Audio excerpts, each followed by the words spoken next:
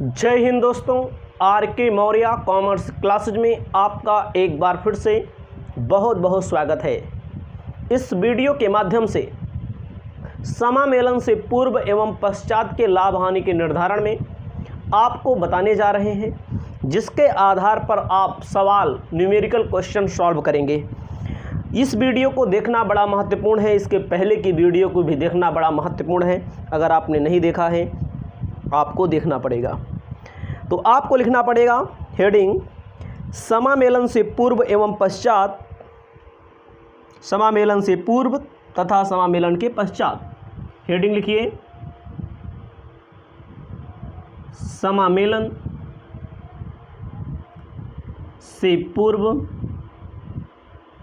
एवं समामेलन के पश्चात के लाभ व हानि का निर्धारण, के लाभ व हानि का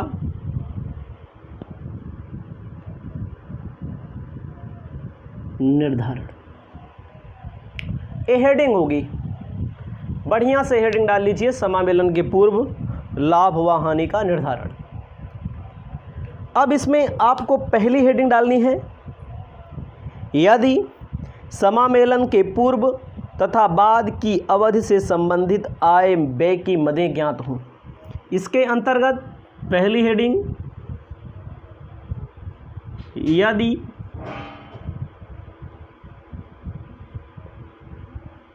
समामेलन से पूर्व तथा बाद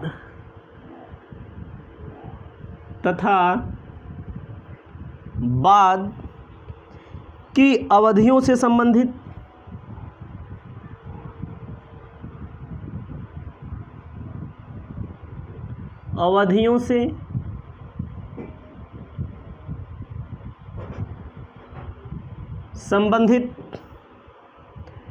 आय व्यय की मदें ज्ञात हों। आय व व्यय की मदें ज्ञात हो।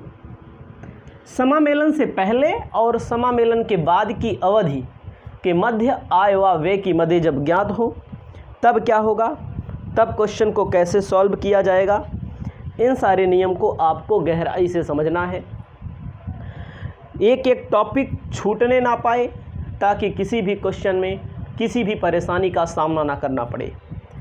कहता है यदि दोनों अवधियों के आय व्यय के आंकड़े पृथक रूप से उपलब्ध हों तो दोनों अवधियों के लिए अलग अलग लाभ हानि विवरण तैयार करके शुद्ध लाभ तथा शुद्ध हानि ज्ञात करते हैं। दोनों अवधियों के आय व व्यय के आंकड़े, ध्यान दीजिएगा, लिख लेना है। दोनों अवधियों के आय व व्यय के आंकड़े उपलब्ध हों। ध्यान दीजिएगा, जब दोनों अवधियों के आय व व्यय के आंकड़े उपलब्ध हों तो अलग अलग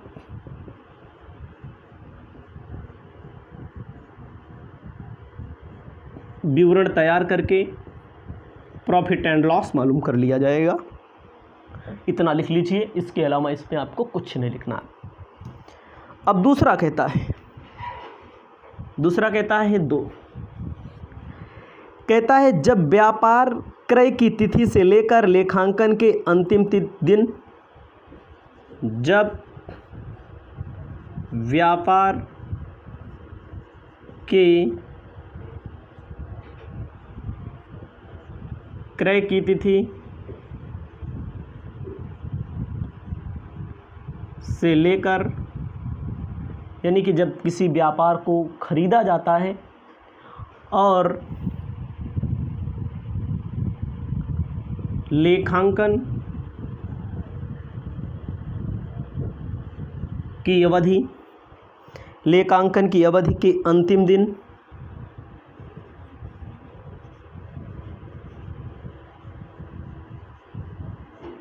दिन, या वित्तीय वर्ष की अवधि, या वित्तीय वर्ष की अवधि के अंतिम दिन के आंकड़े एक साथ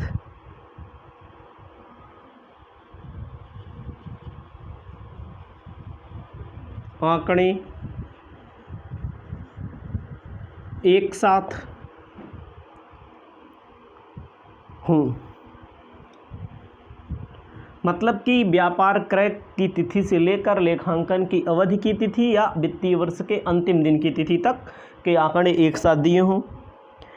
इस स्थिति के पूर्व या बाद के हानि को ज्ञात किया जाता है। इसमें संपूर्ण लेखांकन अवधि के लिए सकल लाभ ज्ञात किया जाना चाहिए, फिर अनुपात ज्ञात किया जाना चाहिए। ध्यान दीजिएगा, संपूर्ण लेखांकन अवधि के लिए सकल लाभ फिर अनुपात ज्ञात किया जाना चाहिए। उसके बाद आपको बताना चाहते हैं, पहला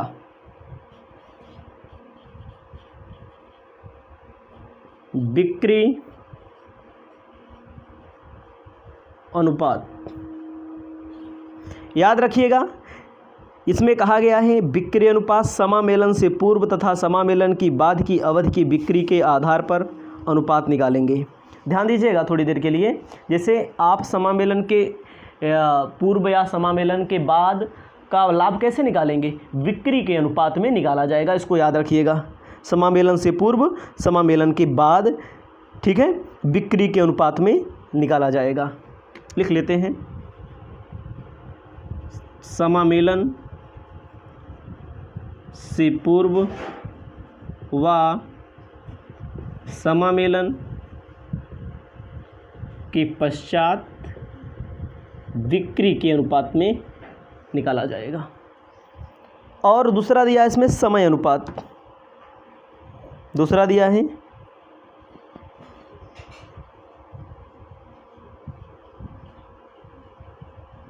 समय अनुपात।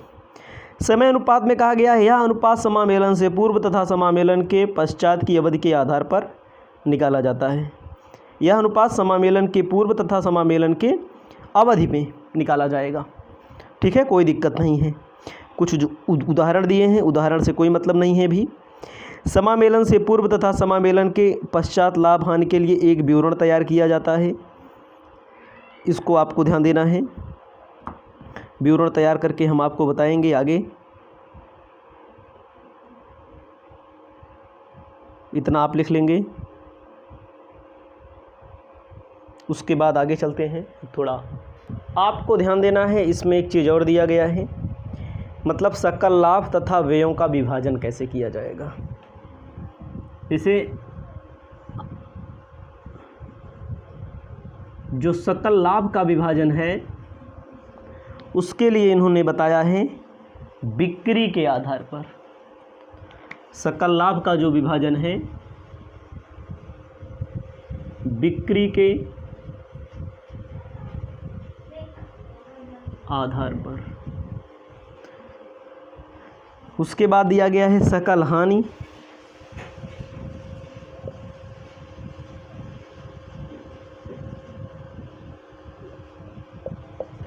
सकल हानि में कहा गया है यदि समामेलन से पूर्व तथा समामेलन के या बिक्री के बाद उपलब्ध ना हो, अवधियों के बिक्री से संबंधित प्रत्यक्ष व्यय के अनुपात में बांटा जाएगा। यदि समामेलन से पूर्व तथा समामेलन के बाद की बिक्री उपलब्ध ना हो, मान लीजिए बिक्री ना उपलब्ध हो, मान लीजिए बिक्री ना उपलब्ध हो, तो इसके लिए प्रत्यक्ष व्यय के अनुपात में बांटा जाएगा। सवाल एकदम अच्छे से पढ़ेंगे, इसको पहले समझ लीजिए। किसी सूचना के अभाव में, सूचना के अभाव में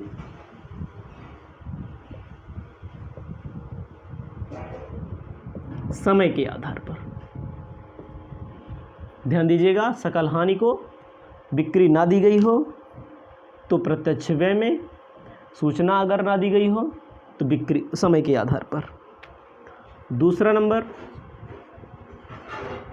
तीसरा नंबर अस्थाई व्यय।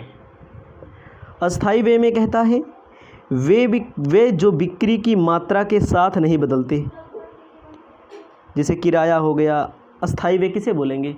किराया हो गया और वेतन हो गया, कार्यालय व्यय हो गया, हराश हो गया, सामान्य व्यय, टेलीफोन, छपाई, स्टेशनरी, पोस्टेज, स्टाम्प, बैंक खर्चा, बिजली बिल।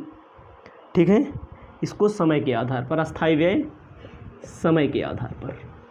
ठीक है, अस्थाई व्यय आप लोग याद कर लेना, किताब में दिया है। सभी परिवर्तनशील व्यय जो मतलब बिक्री के अनुपात में बदल जाते हैं, यहाँ बिक्री कम ज़्यादा होगी लेकिन अस्थाई व्यय वही रहेगा। परिवर्तनशील व्यय, शील व्यय समय के आधार पर, समय के आधार पर बदलता है। उसके बाद चौथा, समय के नहीं, परिवर्तनशील व्यय बिक्री के आधार पर है। परिवर्तन मतलब होता है जो कम बिक्री होगी तो कम खर्चा होगा और ज़्यादा होगी तो ज़्यादा होगा। परिवर्तन में जैसे वेतन हो गया, कमीशन हो गया, ढुलाई हो गया ना, बट्टा हो गया। अगला है समामेलन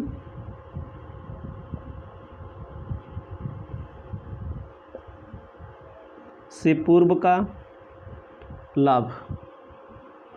समामेलन से पूर्व के व्यय, समामेलन से पूर्व के व्यय जो होते हैं इसका विभाजन नहीं किया जाता, पूर्व वाली अवधि के माने जाते हैं, इसका विभाजन नहीं किया जाता।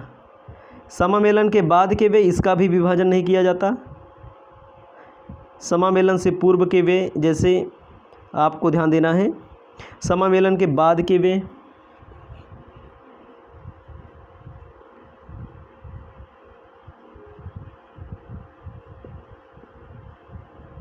इसका विभाजन नहीं होता, नहीं होता। इसके लिए क्या, पूर्व वाली अवधि के माने जाते हैं। समामेलन के बाद के व्यय हो गया विशेष सूचना की स्थिति में जिसमें उपलब्ध होगा। और आपको बता रहे हैं मुख्य व्ययों का विभाजन, एक चार्ट बनाया गया है किताब में। तो इसमें कहा गया है बिक्री अनुपात में क्या बांटा जाएगा, समय अनुपात में क्या बांटा जाएगा। जैसे ग्रॉस प्रॉफिट है सकल लाभ बिक्री के अनुपात में, कैरेज आउटवर्ड बिक्री के अनुपात में, सेलिंग एक्सपेंसेस, बैड डेप्ट, discount allowed, salesman commission, delivery expenses, distribution, advertisement expenses, free stamp, after sale service cost, salary, ये सब चीज़ें बिक्री के अनुपात में। समय में क्या होगा, सैलरी, डिप्रिसिएशन, किराया, कर, बीमा, सामान्य व्यय, ऑफिस मैनेजमेंट, ये सारी चीज़ें होंगी, कोई दिक्कत नहीं है। अब इसके बाद वाली वीडियो में आपको मिलेगा क्वेश्चन, इसको आप अपनी कॉपी में लिख लें।